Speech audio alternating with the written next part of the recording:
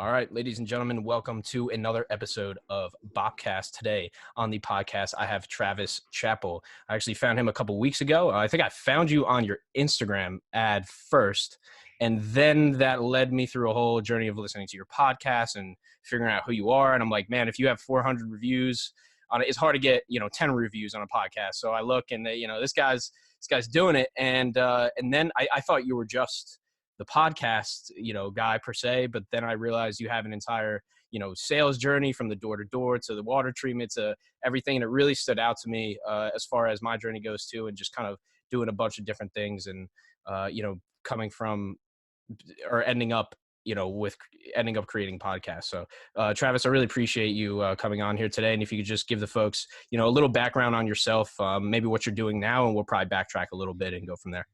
Yeah, happy to be here, Ryan. Thanks for having me on the show. Thanks for checking out the stuff and for looking into my story a little bit. But yeah, you kind of nailed it there. I grew up in a less than traditional I mean, less than traditional meaning like not super mainstream, but extremely traditional from values and moral standpoint. It was Sure. like a small sect of a religious community essentially that I grew up in from the time that I was like 3 till the time I was 21. And so there wasn't a lot of I was just basically going to go into ministry when I grew up. There wasn't a lot of like, hey, what do you want to do with your life? Like, what are your skills? Like, hey, if you want to do that career path, you need these types of transcripts and grades, and you should look for that scholarship and apply for this grant. Like, there was none of that was happening. It was basically just like, you're either going to be in ministry or you're not going to be in ministry. And I chose to be in ministry at the time. And so I ended up, that's what I was in college for. And I was in college for, I double majored in Bible and church ministries. Was that a private school then, or? Yeah. Okay. It's private school. It's already a useless degree just because it's in Bible and church ministries, but also it was an unaccredited school, so it's even more useless because it's not even an accredited degree. Wow. But anyway, that I was just my plan was just to be in ministry, so none of that really mattered to me. And then what happened was I was in college, and a buddy of mine started knocking doors.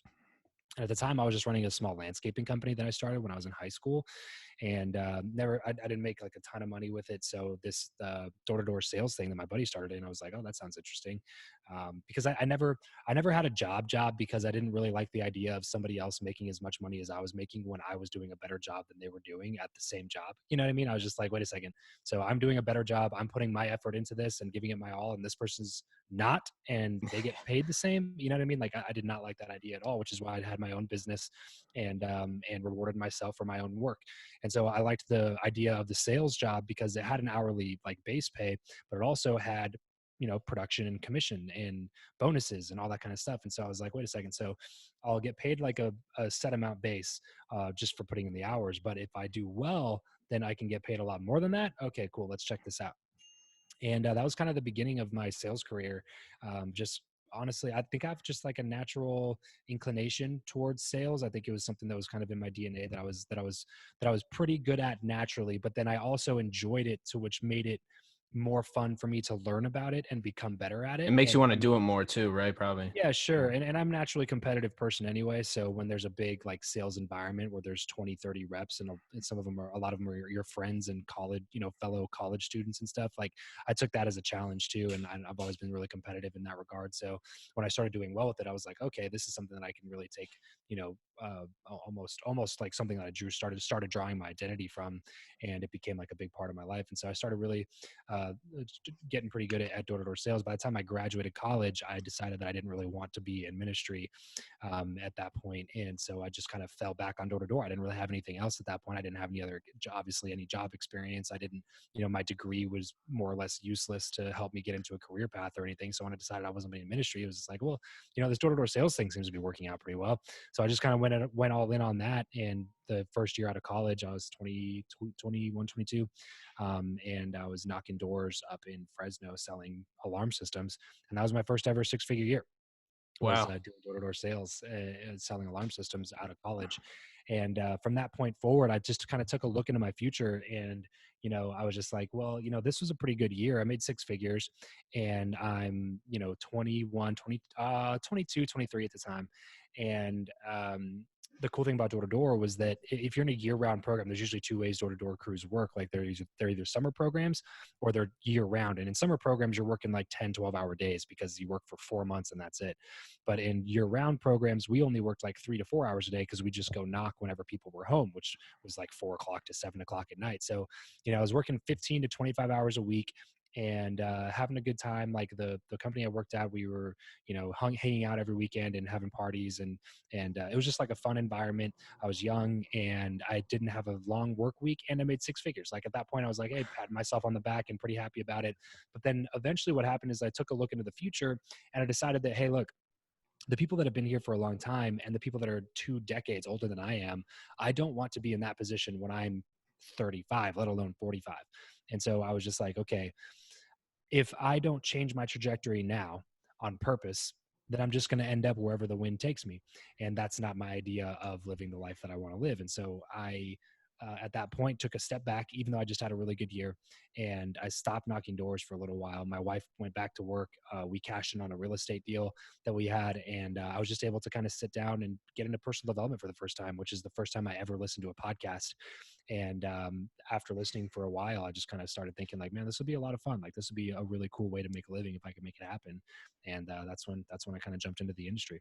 Wow, that's yeah, and we have a lot to talk about as far as podcasts as well. But I'd like to backtrack a little bit, just as far as my audience goes, and myself. I'm not necessarily doing exactly what I went to school for. I did go to school for business, but business management, but it's so kind of corporatized. They don't teach you any entrepreneurship skills. You probably Sure. know that. But as far as you being in college and going to school for ministry and then coming out and doing sales, what did your parents play a role in that at all? Did they mind, like, were they confused? You were just, all right, I'm just going to go do sales, or were they like, no, you have to go make money. It makes sense. Or like, just the only reason I ask is because, at that age, it's really like you might even go to college 4, 6, 8 years just because your parents, told you External to. And authority. Yeah. I talk to these kids every day and it kills me. So that's Yeah. really why I asked that. Yeah, and I think that I'm big on the what Gary Vee preaches on this, which is essentially like if you're not if your parents are still doing everything for you, then you kind of got to do what they want you to do. You know what I mean? So the sooner you can get off of that support check, the better. But for me, it wasn't really about that kind of stuff. For me, it was just because the ministry was a different vocational career path. Like it was very much about like the calling to the ministry and like the things that came along with that. And it was very taken very seriously in that kind of like community or culture that I grew up in. So when I left that idea, I think my parents had a little bit of a struggle with it, just because they were kind of like, oh man, that kind of stinks, because we wanted our son to be in that career, in that path, but there wasn't a lot of like pressure to do one way or the other. Like when I told them, they weren't like, no, you have to keep doing what you said you were going to do, but they also weren't like, yay, you know what I mean? Like it was pretty neutral. Like they were pretty supportive of just kind of like, hey, what if that's the path that you think you should go down, we're going to ask you a few questions and make sure that you think that would be the best thing. But at the end of the day, like you're going to do what you're going to want to do anyway. And I think my dad may have been a little bit more disappointed than my mom was, but either way, they were both like still relatively supportive. I didn't feel like a bunch of pushback from them. However, all the other authority in my life was very much like adamant about my being involved in ministry. Which like all those people were the people that I grew up idolizing, and those were the people I respect, like my pastor and my youth pastor and like all those people that in that culture you grow up like having an affinity for. And it was a unique situation because on our campus, the same campus that I went to kindergarten on is also the same campus I went to college on. It Wow. was the same exact campus. So I graduated kindergarten, 8th grade, high school, and college on the same exact like 40-acre campus or whatever it was. So I knew all the people there very well, like the president and vice president of the college. I grew up with their kids. You know what I mean? Like it was very unique. It was a very unique situation in the fact that it wasn't just my parents that were the authority figures that I looked toward and trusted their opinion on. It was a lot of other people that had this assumed like spiritual quote unquote or biblical quote unquote authority over me. So it was a lot of like kind of back and forth with people like that, as well as all the friends that I had made in Bible college, because in that college, there's no other types of degrees. The only degrees that are there are ministerial degrees. So everybody's there for one purpose, for one mission, and that's to like evangelize the lost or whatever you want to say, or Mm-hmm. spread the gospel or whatever. And so when, so I got a lot of pushback from everybody else in the culture, except for probably my parents. Even my fiance at the time, who is my wife now, I had pushback from her when I first told her that I was thinking about not going into ministry, because her ideal life was being a pastor's wife or a youth pastor's wife. And so I was kind of flipping everybody's plans upside down when I decided that that wasn't the path that I wanted to go down. Yeah, and I was gonna ask you. You got married early then. Yeah. So married my high school sweetheart. We were in that culture, it's very prominent. Like all of Oh my yeah. college friends were married before we were like 22. You know what I mean? Like all of my college friends, which is very obviously opposite of how the rest of society works. Most people now don't get married till they're like 35, if they ever get married. So yeah, I was married when I was 21, engaged at age 20, married at age 21. And we had been dating since I was 16. So we'd been together for 4 or 5 years, kind of on and off throughout college, and then decided to get married after college was over. So it was literally like, grew up in this one spot for my entire life, and then It's and almost then predetermined, right? I mean, yeah, sure. And the entire path. what was crazy is how quickly it changed. It was just like I'd been doing this whole thing my entire life, like literally going to the same And how campus, quickly you bro. changed it, right? I Yeah, mean, really. Yeah. sure. So yeah, because literally it was like, I'm going to this campus, like the same campus, like you know what I mean? Like I went to kindergarten on this campus, and I'm going to college on this campus. So like most people have their, elementary school friends and their middle school friends and their high school friends and their college friends. They're all separate people. They're all separate campuses. They were all different school districts or whatever. You know what I mean? Like for me, it was the same place every single day for 20 years, including Sundays, because that's where I went to church, and like, soul winning, which was on Saturdays, and other youth activities and youth camps and youth conferences, and like all of those things were all at this one place. And so when when I was graduating college, basically the timeline was I finished in 3.5 years. So I took my last semester off. So I finished so I got engaged in July. I finished school in December. I got married in January. I walked across the platform and got my diploma in May. And then in September, we moved to a new city and I bought my first house. So within like a 6-month period of time, my life flipped upside down and literally nothing looked the same, from living at home my whole life to going to this campus every single day for schooling and all that kind of stuff, to all of a sudden like being an adult with real bills, an actual mortgage because I bought a house, and a wife to provide for. Like there's so many things that changed drastically within a period of like 6 to 8 months. So it's pretty crazy to look back on now and look at like how many things were just like boom, boom, boom, boom, boom. So many changes and so much responsibility that was added on by the time that I was, 21. I bet you learned a lot in that, Oh yeah. Well, I just eight learned how to grow months. up.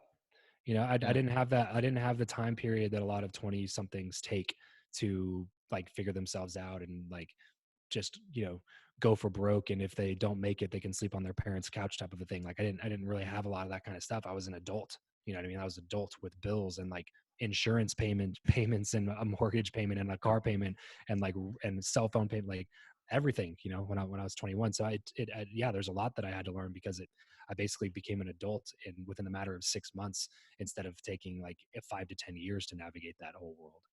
Did you do the door-to-door sales in that? Did you start that in that new city? Yes. Okay, Yeah, so that's that that's so was that's when I started doing alarms. oh, okay. So that, We but moved to Fresno. so that experience itself, much so, I'm used to selling cars. I've sold a lot of cars, Okay. and it's a lot different. People come to you, and then they know what they want, and then they Sure. buy it. So it's definitely a little bit different. And then when I got into kind of corporate sales, I was like, whoa, this is completely different realm, and then door to door is completely different too, I think. Right. But so you kind of mentioned you were almost your personality allowed you to be, or it seemed like you were almost predisposed to it. Yeah. Did you Yeah. have to, was there a lot of learning curve, or did you kind of just pick it up? Was there a mentor where, did your friend tell you, hey, this is the line you have to say? Or did you, what was it like going to those first doors and then getting that first set? And then like, how was that learning process?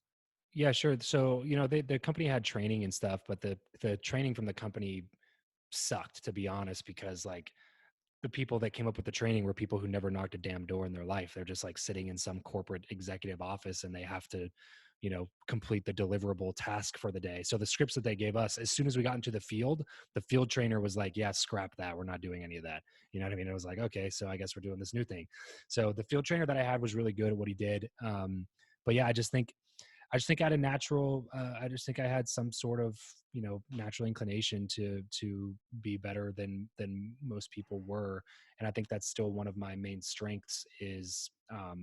It wasn't even the ability to sell. I think it was just like the lack of fear that most people have around selling. Like I didn't mind talking about that kind of stuff. And really that's all sales is. And that's all negotiation is, like Hmm. who can remain uncomfortable for a longer period of time, because the person who doesn't want to be uncomfortable anymore is going to end the conversation. You're And going they're to going to do whatever they got to do to end it then. Right? Yeah. exactly, which means that they're going to get not as good of deals, or they're going to end up buying. Like some people will buy just to get you out of their house. Like they just don't, they're so That's uncomfortable when you start talking yeah. numbers that they just like, they're like, I got to get out of this situation, and they'll give you whatever they, like, and I just feel like I didn't really have that, which allowed me to really learn, I think, a lot faster than some other people that were really scared every time, like literally every time they knocked on a door. Yeah, and that's the difference. Yeah, and I don't know if you've ever like, I assume you've watched the Wolf of Wall Street, but I don't know if you've seen. I think his name's Dean Graziosi. I think is Yeah, I've yeah. interviewed him a couple times. Yeah. Oh, have you interviewed him? Okay, yeah. I love his story talking about selling the meat. And I don't know if Yeah. you've probably heard that. Yeah. And that was just crazy to me about how he's like, he came back and there's the truck is fully unloaded, and then they're like shocked, but he knew exactly what to say, right? And then some people would even invite him into his house, and like the story of inviting the lady inviting him in and him waiting an hour for her to get home, like just crazy things where Yeah. just off of what he said and just how you act and the body language and just being natural people.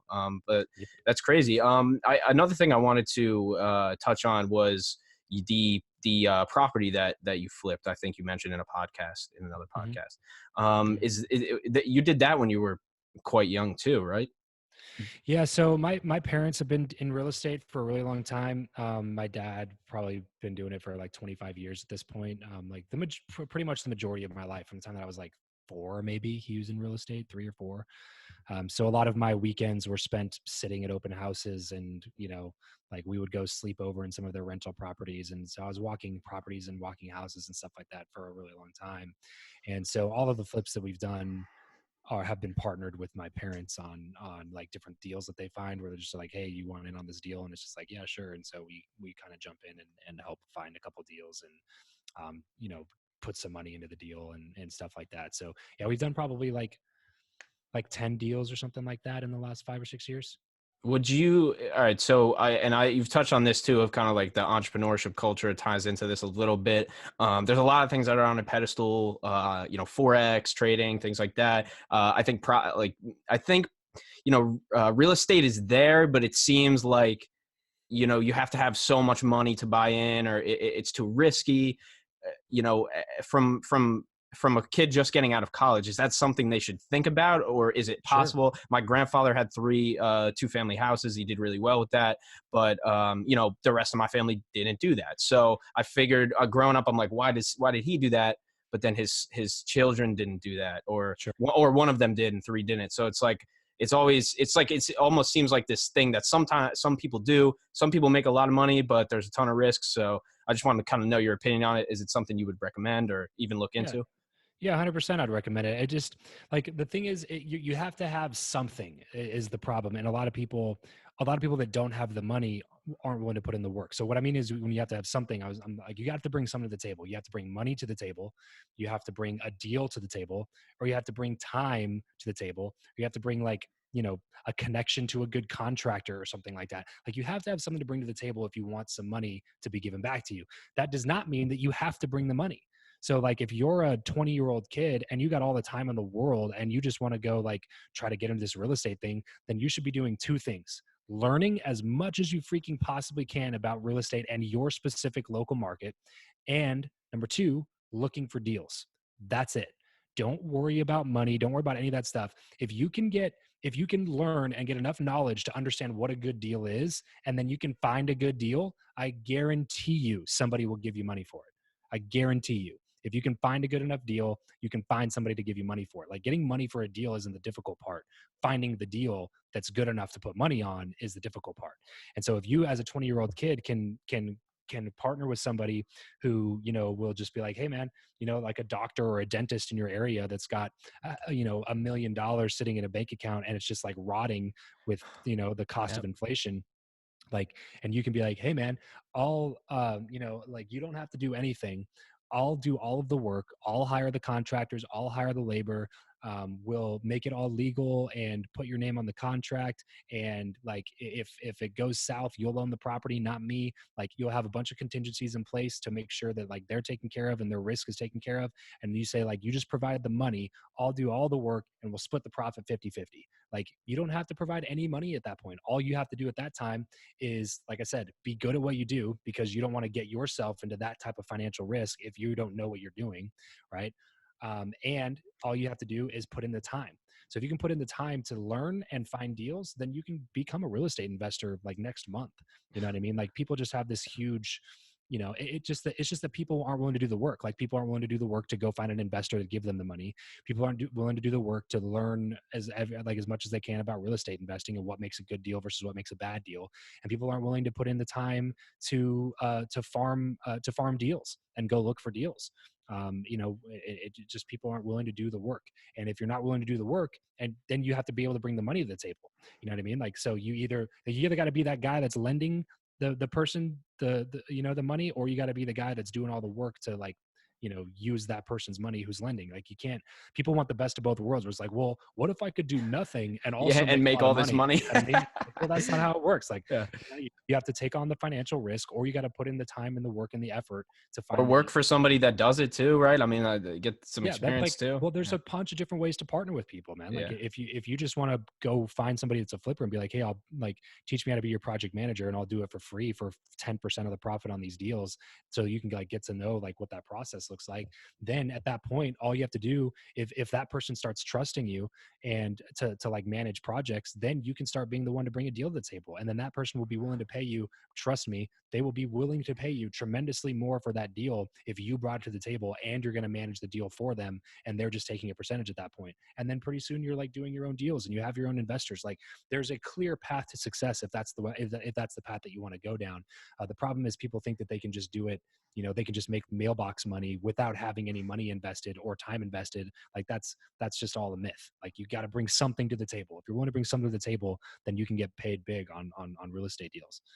Yeah, I The only thing think right now, specifically for this current climate, is get to know your market, find some experts in your area. Don't listen to me on this right now, just because Corona is crazy and it could potentially like tip the market on a you know, few year long recession and downturn, or we might be able to recover and see a big upswing. Like I don't know what your local market looks like, just to kind of protect myself on this advice, but I would say that like in most situations it's definitely possible and totally doable to make money in real estate, even if you don't have any money to invest in real estate personally.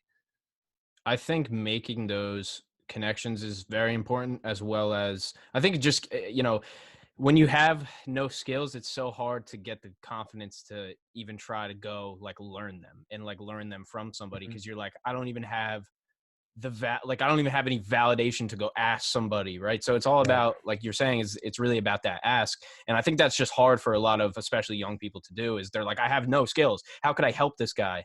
Yeah. Where it's just really about you being out there and, you know, actually doing it and Time, offering bro. your time, and that's all you Time is have. the big, That's all you have, right? Like, all you can do is yeah. offer what you have. And if you don't have skills, you don't have knowledge, you don't have money, you don't have anything, Hmm. what you do have is like, by definition, if you don't have any of that other stuff, then you got a lot of time on your hands. You know Hmm. what I mean? Like you have Yes, a you lot of got time. something, right? Yeah. And most people who are successful, that's the one thing that they lack more than anything, is extra time. So if you can go in and add time to their like asset, you know, add time to their assets, like, you know, like that's a valuable thing, man. Like again, it just be willing to do it for free, or be willing to do it for like a huge discount. Just I think too many young people, really young people, prioritize earning over learning. And I think that there should be more of a congruence on those things. It should be earning while learning, or learning so that you can earn more, because obviously, like, if you have two people that are coming out of college, and like, so let's say you're coming out of college, bro, and then you have your buddy, who's also coming out of college, and he goes and he uses his degree to go get a job, and he gets a $60,000 salary right off the bat. And 10 years down the road, he gets maybe up to $90,000 or whatever. That seems like a really cool career path, right? And then you say that, compare that to what you do, and you're going to go out there and you're going to go find this real estate investor that makes 8 figures a year on real estate, and you're going to go work for him for free, and all he's going to do is, like, pay your rent or something like that. Like, you work out some crazy deal where you do a ton of work and you don't get paid a lot of money. It seems like the other guy's situation is better. But the thing is he's prioritizing earning instead of learning, and he can no longer compound his knowledge when he gets older. So if you compare the 10-year, he might earn $60,000 a year right now, and then $90,000 in 10 years from now. And right now you might earn $0 a year or $15,000 a year. But in 10 years from now, you have so much more knowledge. You have so much more connections, because people who are successful are also well connected typically. Like, you have knowledge, you have connections, you have experience, you have a plethora of information around this thing, because you've worked so much on learning that now at this point at age 30, instead of earning $90,000 salary and being chained to a desk like your buddy is, because he took the quote unquote safe path or whatever, you're now in business for yourself, flipping your own houses, and you're making 7 figures plus on your own, doing the thing that you took the last 10 years to learn from somebody else who is already an expert at that thing. And you're using, like, that person's contractor contact, and you're using that person's real estate agent contacts, and you're using that person's private lending contacts. Maybe that person's even giving you money for deals. Like, you know what I'm saying? Yep. There's this huge pressure from culture on a 21-year-old kid to have everything figured out. And it's just total bullshit. It's total bullshit. Like, you do not have to have life figured out when you're age 21. And that's why you have so many people that are reinventing themselves at age 35, because they 45, 55. Sure. Yeah. Right. They did what everybody told them to do for so long. And then they just realized after 15 years of doing it, how much soul sucking work they were putting in for so long to have something that, like, COVID comes around and they get laid off anyway. You know what I mean? To where it's like, man, I thought I was taking the safe path, but in reality, I was just taking somebody else's path. And look, if that's the path that you want to go down, great, do that. I'm not saying that one way is right and the other way is wrong. What I am saying is that if you know that you should be doing a different path and you go do the other path just because of what other people think you should be doing, I think that that is wrong, because I think that you're not living in congruence with your own self, with, like, who you are. And I think that that's going to lead to a lot of, like, unhappiness, unfulfillment, and probably not a lot of money down the road anyway. I don't know why they're so, it's so, they're so concerned about the guarantee. Like, that's like the flexibility when you're young. People like, want certainty.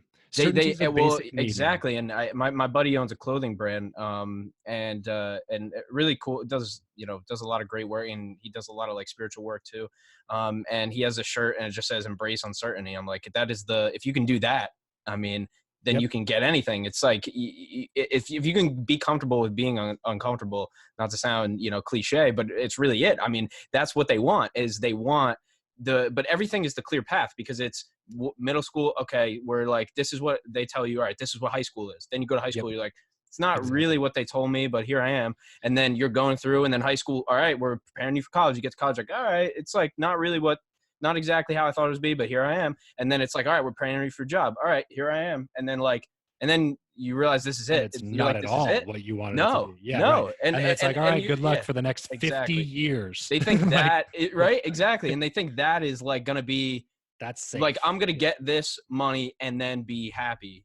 It's like, I love when they say, like, when you have, I know a millionaire and he's not happy. It's like, he would be not happy if he had $10. Right. It's just, he's not a happy person, I mean, the interesting thing about that, bro, is, like, the people who are always telling you that money doesn't buy happiness are always the people who don't have any money. Yep. Because they want to justify or excuse why they never pursued money in their life, why they never made that one of their big, goals, was pursuing money, because, like, that's what they tell themselves to feel okay with the not money that they have. You know what I mean? Yeah. So, when I talk to people who have money, a lot of them, by the way, agree with that. A lot of them, and that's my opinion. My opinion is that, like, money is a completely indifferent object. It has no bearing on whether or not you're happy or unhappy. But I think it's a tool, right? It's just an amplification of the person that you are on the inside. Mm-hmm. And if you're not happy right now, you're not going to be happy with a lot of money. You know what I'm saying? But if I'm going to pick to be unhappy with money or without money, like bet your ass Yeah. I'm going to do it with money. You know what I Yeah. mean? Like Yeah. I would rather have money regardless of my happiness status. But me personally, that's why I focus so much on the inner work and on personal development and self-development as a whole, instead of just making money, because I know that if I end up where I want to be in terms of my financial goals, but I'm not happy right now, the financial goals aren't going to fix what's happening on the inside. And so you always have to be working on the inside, because I think a life lived in unhappiness is a wasted life, even if you make a lot of money. But that being said, I also think that most people totally take that out of context, and they're always talking about, oh, money doesn't buy happiness. Money doesn't buy happiness. It's like, well, how would you know? You've never had it. You know what I Yeah. mean? Yep. It's funny how much people speak to something that they've never experienced before as if it's like so black and white. It's just like, really, like Mr. Career counselor at my high school that Yeah. makes $45,000 a year. And no knock on these people, by the way. No. I'm just saying you have to be able to question sometimes what people are saying in those types of situations. Cause it's like, well, my career counselor makes $45,000 a year is telling me that, like, making money isn't gonna, like, making money doesn't make you happy. How does that person know? They've never had money before. You know what I mean? Like, you have to start learning from the people that you want to emulate, and the people whose success you want to duplicate in your own life. But I think a lot of it starts with that self-awareness factor, because some people, like, everybody's going to have different goals. And so there's not a blanket statement answer. There's just not. You just No. have to figure out what's going to work for you, and you have to pursue that relentlessly without worrying about if other people are going to approve that decision or not. And it's like rich dad, poor dad. Like, you can't learn money from poor people. Like, they don't make Yeah. it. Like, you Right. can't. Well, You have to yeah. learn how to get rich It's from like, people who are rich. Like, yeah, sure. It'd be like going to your accountant and asking them to, like, prescribe you medication, or like going to your doctor and asking them to look over your financials. Like, it's just not their area of no. expertise. How do you expect them to answer that question in a wise way, responsibly, if they have never been in that position before?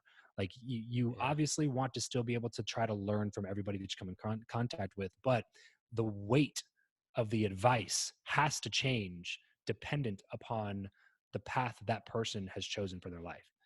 I wish we had successful guidance counselors. That'd be great. Yeah, All of mine yeah. were Like just guidance consultants counselors. come in. Yeah, Yeah, right. right. Exactly. Like, let's Yeah, bring the people from the Yeah, top down right. and have them Exactly. talk. And have all these business leaders, like, they have the most, wisdom about this, Right. and how to build a life. But I'm really, I'm glad that you touched on the inner work. I'd like to, talk about that a little bit. I just Sure. recently, recently listened to your episode with Aubrey. I've been following him Oh, dope. since I've been following Joe. Joe's the reason that I make podcasts at all, and been watching him for eight years or whatever at this point.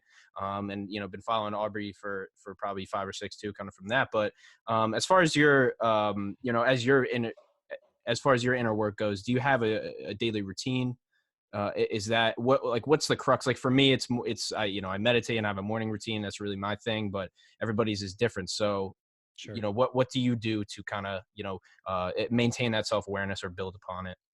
Yeah, so I'm not as much of like a strict morning routine person as much as I am like a constant thinker. And as long as I'm getting my personal development time in, like in terms of whether that's reading a book or listening to an audiobook or listening to a podcast or watching a YouTube video, like whatever regard, as long as I'm getting something like that in before my head hits the pillow at night, I'm usually good. And a lot of times that's on my run. I'll just listen to an audiobook or something like that on a run.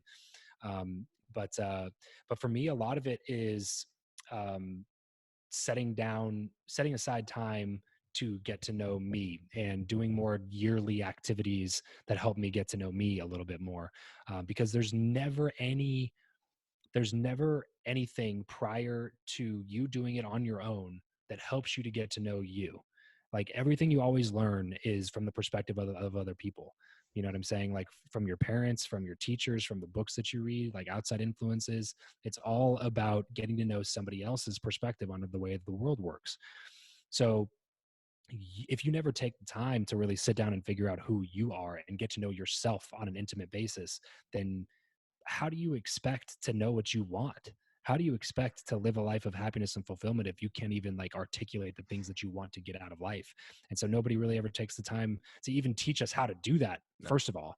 You know what I mean? But But then to actually do it after that is, nobody ever does that. I just remember thinking, like, I remember 4 or 5 years ago, a mentor of mine telling me, I was coming up to a big decision, and they're like, hey, take some time by yourself, like go out by yourself, like maybe even take a night away and just spend time by yourself. Like, don't watch TV or anything like that. Just like spend some time by yourself. And I remember thinking at the time, like, that sounds By boring as hell. myself. You Yeah. know what I mean? Like, Yeah. what are you talking about? There's no way I can do that. That's a lot of time.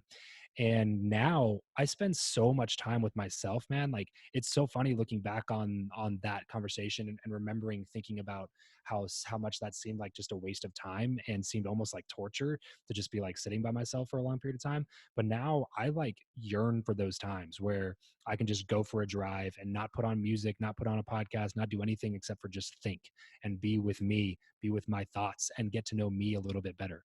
And that's why I like athletics and physical things so much, because I think you get to know yourself so much when you're in those types of situations where you're pushing yourself beyond what you think is your physical limit. You really get to know yourself in those situations. Like, you really get to know yourself in situations of struggle. The difference is that most people will bottle it up and bury it deep down, whereas you have to be willing to have the conversation with yourself and ask yourself questions like, why am I feeling like this? Why am I behaving like this? Why am I acting like this? At least, What's or even happening? just observing the emotions itself, I feel like is Right. very difficult. Just doing that, if you can learn to do that, you will be on a path to personal development that nobody else can put you on. Because like, just being able to view a situation as an intrinsic situation and not assign any sort of values or feelings or emotions about the situation to them when you describe the situation, just doing that will help you tremendously. It's helped me a lot to be able to look at a situation, one that I feel really badly about, right? Like, I've had a lot of negative emotions around, and just look at the situation. Maybe it's somebody screwed me over on a business deal, and it's just like, okay, I'm looking at this as a bad situation, and I'm taking a lot of victimhood on, and I'm taking like a lot of guilt on, like, why am I feeling like this, and how would I describe the situation to a third party without any bias at all? And then just try to describe the situation that way without any sort of like value assignment or morality or right or wrong assigned to the situation, and just describe it as if it was a situation that happened to somebody else over there, and take emotion out of the equation. Like, just the practice of doing that will set you on a path to personal development, and really start enabling you to get to know yourself, because it's never a good idea to just keep burying those things deep down inside, because eventually it's got to come out. And so you got to really learn how to start dealing with those negative emotions, and really start getting to know yourself on a deeper level. So, whether that's listening to books or meditating or writing out affirmations or just thinking, like, spend some time getting to know yourself, and spend some time, doing things that fire you up and make you happy. Because if you don't take care of yourself, you can't take care of anybody else. So true. Yeah, I've been meditating for like 2 years, maybe 2.5 at this point, and sometimes it's like a month and I feel like, why am I even doing this? Like, I'm not here feeling anything, or nothing's changed. And then there's a day when I have like zero thoughts or something, where it's just like, wow, I can't believe this is happening. And then Yeah. then it makes sense. Or at least just like the other day, something happened, whatever, like, lost the audio for a podcast or something stupid, where I would just get like angry normally. Right. It's like, Right. all right, And dude, and then like, you, and then you let it yeah, take over the rest of your day. yes. And it It's like, just, yes, it influences everything. right. Or Even if like, you don't mean yeah. to, like you get really upset at something that happened at 9 a.m. and then Yes. you never take the time to set the intention for the next task. So you just carry that negative emotion with you. And then by the time it's like 3:30 p.m., you're like, why have I been such a bad, like, just shitty, upset, angry mood all And day? then you And consider it like a shitty day. Then it's like a yeah, bad right. day. Exactly. And then Oh, you it's just just one of those classified the days. whole Right. day. And it's And like, gave yourself an yeah. excuse to act the way that you Mm. did, because you're allowing those external circumstances to be the things that control your emotions instead of you controlling your emotions. Which, if like, once you can learn to take responsibility for everything that happens in your life, you'll start to realize that so many more things are within your capacity to control than you previously thought. Yeah, that's it. You got to take like extreme ownership, right? I think that's Jocko Yep. Willink's. What he have you interviewed him? Not Yeah. yet. No, Not, no, not he yet. would he's one, man. That's one of my dream guests, Yeah. yeah, but Yeah. but that's, I mean, that's it, right? If you could take that extreme, hey, listen, I'm not going to get up at 4 and work out, but I will try to take ownership for the things that happen. Gotta start somewhere, bro. Yeah, man, exactly. I mean, what a savage, man. Yeah, no kidding. But yeah, I don't want to forget to bring up the podcast and kind of the reason that I found you. Yeah. And so what kind of brought you to, I think you touched on it a little bit, but what brought you to start, what made you start your own podcast? And then how did people come to you after that to start yours? And then did that kind of flourish into what you're doing now, or kind of just curious about the context on the podcast themselves? So like on why I started my podcast? Yeah. What made you get into it? And then how did you end up, helping other people? Yeah. So my podcast specifically, it was during that time period when I was trying to figure out what I wanted to do with my life. It was after door-to-door sales, and it was the first time I ever dove into personal development. And I was doing it for the purpose of like my back was kind of against the wall, and I was like, what am I gonna do? Like if I'm not in ministry and I'm not gonna do door-to-door, like I was like a 14-year-old kid again at that point, like, man, I looked up everything, man. Seriously, I looked up applications for like literally being an FBI agent.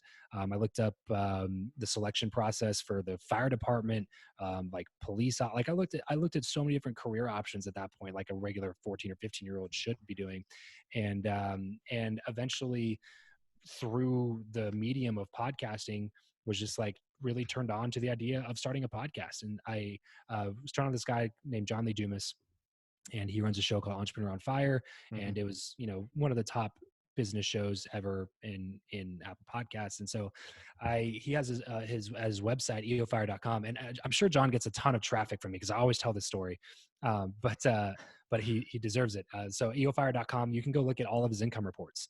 So every income report on a monthly Wow. basis from 2013 or whatever, the time that he started the show, 2012, you can pull up every single month in their history and see how much gross revenue they made, how many expenses they had, and what their net profits were, literally broken down like line item by line item. Wow. And so I remember looking at those when I was thinking about starting a podcast, and I was like, wait a second, this guy made $250,000 last month in revenue, and then like $220,000 in net profit.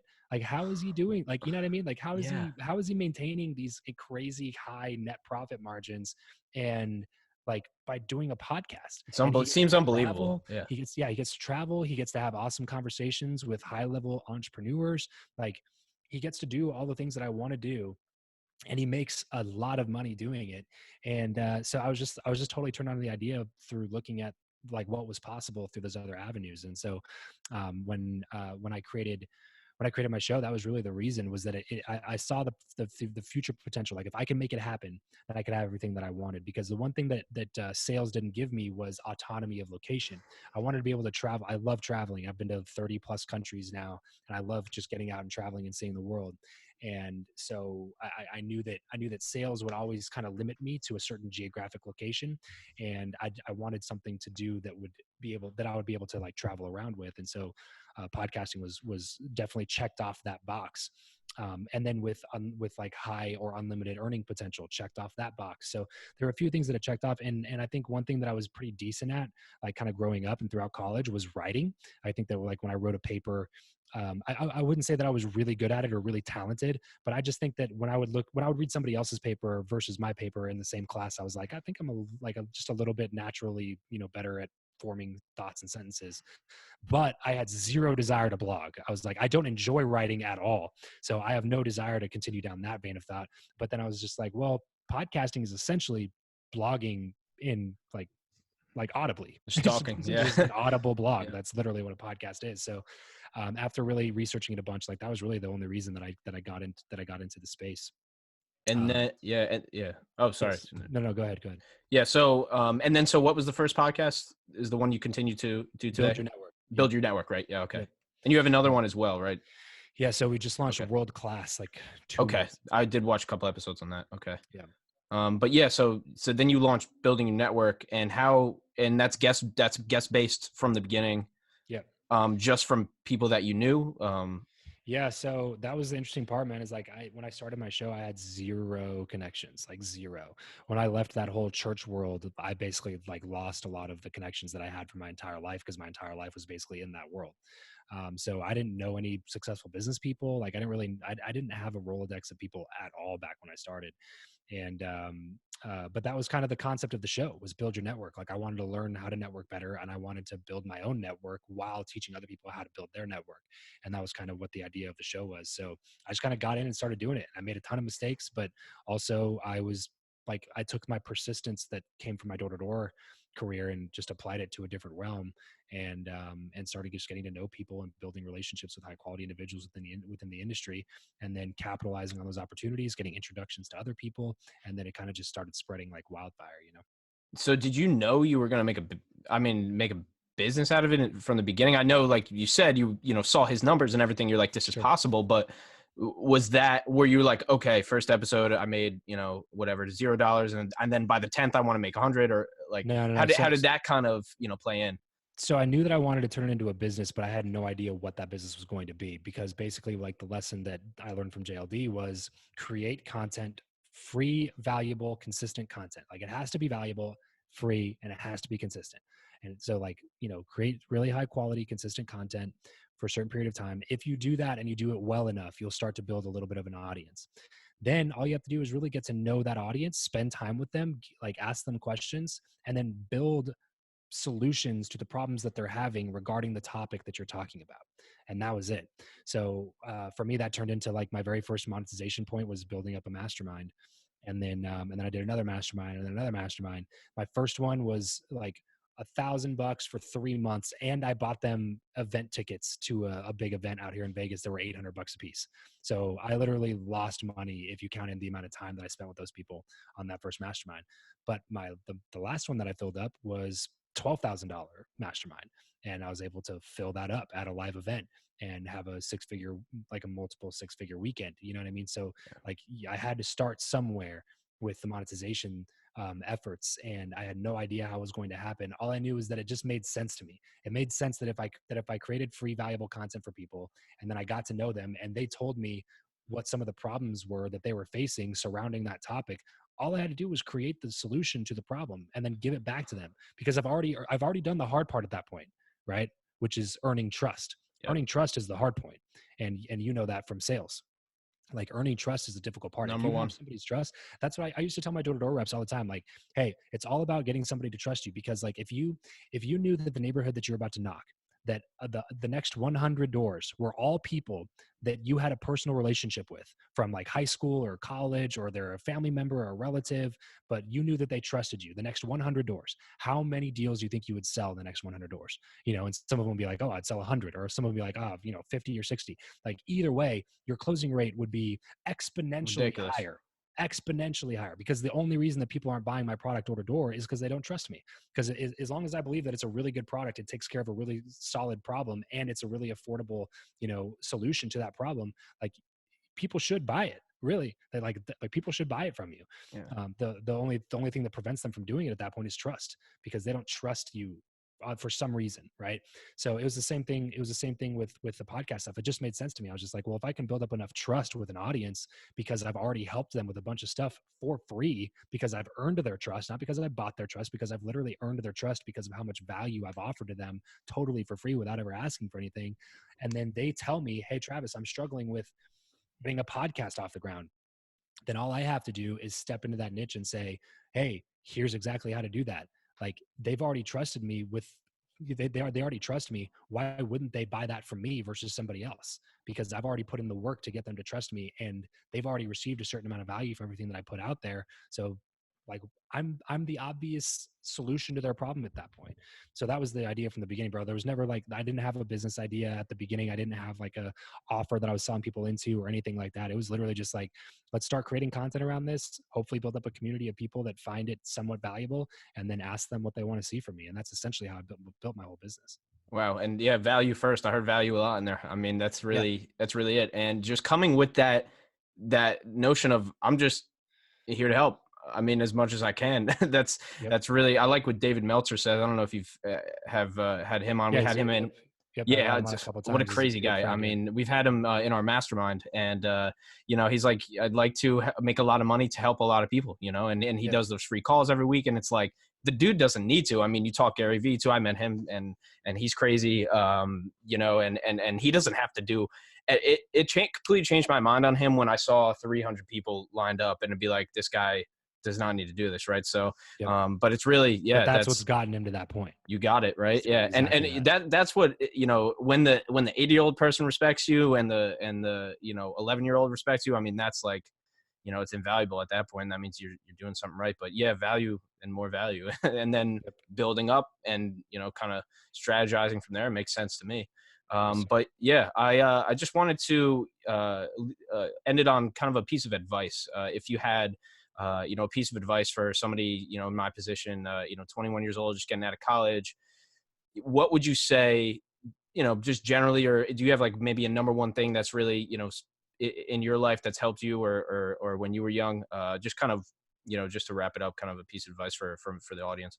Yeah, first off, I would, just really want to acknowledge you for doing what you're doing already, because that's usually my first piece of advice for somebody your age is to start a podcast, just to expose yourself to a bunch of different ideas and get to know a bunch of other leaders who you want to get in contact with. Like that by itself is a huge accomplishment. So congrats to you for acknowledge for noticing that and for taking advantage of it.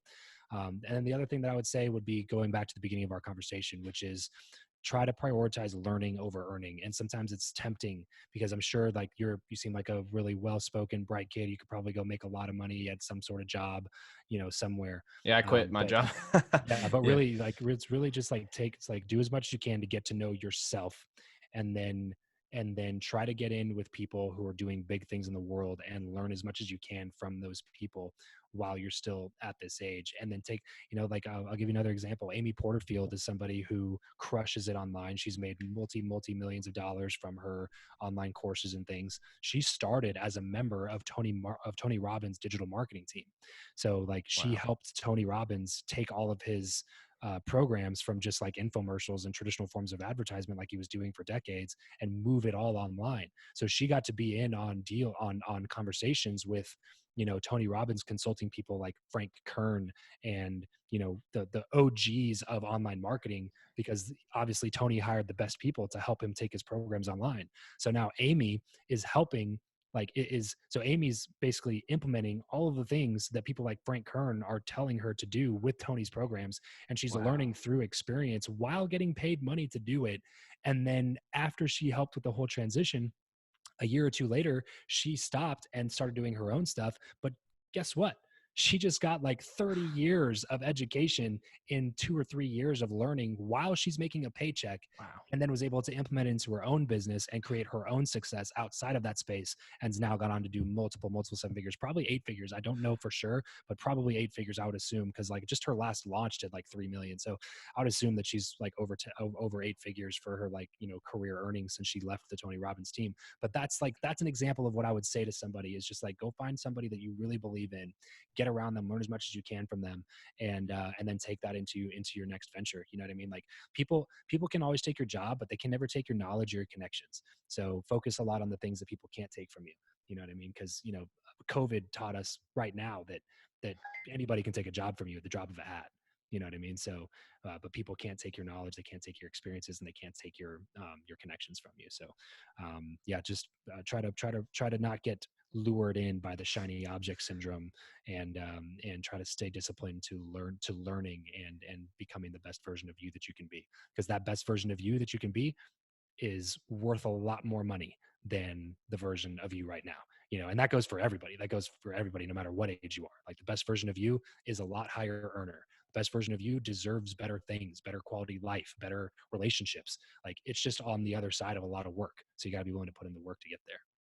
Thank you so much, Travis, for doing this. If you could please just, where they can find you on most of the audience is on Instagram. So Instagram, Facebook, website. Yeah, sure. So Instagram is just at Travis Chappell, Chappell, 2 P's, 2 L's, at Travis Chappell on Instagram. And then if you want to learn more about me or find my podcasts, either one of them or my YouTube channel, just head over to travischappell.com. You can find everything over there. So Chappell, travischappell.com.